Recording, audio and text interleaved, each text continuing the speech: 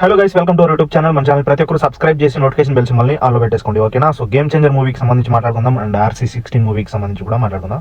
So first of all game changer మూవీకి సంబంధించి discuss చేద్దాం.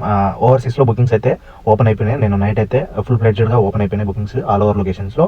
బుకింగ్స్ అయితే సాలిడ్ ఓపెనింగ్స్ అయితే పడుతున్నాయి, బుకింగ్స్ అయితే మామూలుగా లేదు.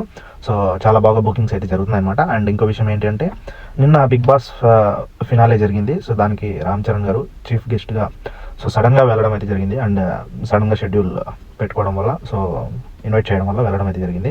సో డైరెక్ట్గా RC16 మూవీ షూటింగ్ నుంచి డైరెక్ట్గా బిగ్ బాస్కి అయితే వెళ్ళడం అయితే జరిగింది. అక్కడ గేమ్ చేంజర్ మూవీకి సంబంధించి మాట్లాడడం అయితే జరిగింది.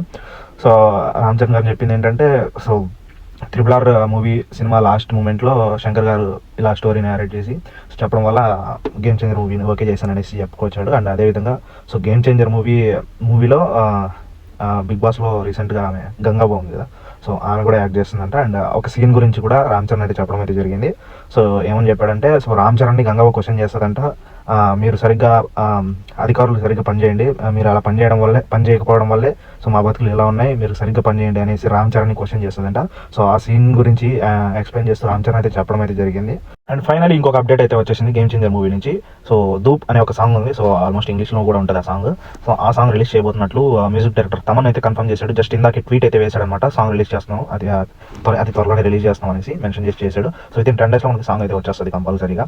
సో అందరూ రెడీగా ఉండండి అనేసి ఆయన మెన్షన్ చేసి చెప్పడం అయితే జరిగింది. అండ్ సాంగ్ 3 లాంగ్వేజ్లో రాబోతుంది అనేసి ట్వీట్ అయితే వేశాడనమాట. అండ్ ఇంకో విషయం ఏంటి అంటే RC16 మూవీ బుచ్చిబాబు డైరెక్షన్లో వస్తుంది కదా, సో ఆ మూవీకి సంబంధించి మాట్లాడడం అయితే జరిగిందనమాట. డైరెక్టర్ బుచ్చిబాబు షూటింగ్ అయిందండి, షూటింగ్ నుంచి వస్తున్నా, చాలా బాగా జరుగుతుంది, చరణ్ గారు ఎరకొడేస్తున్నారు.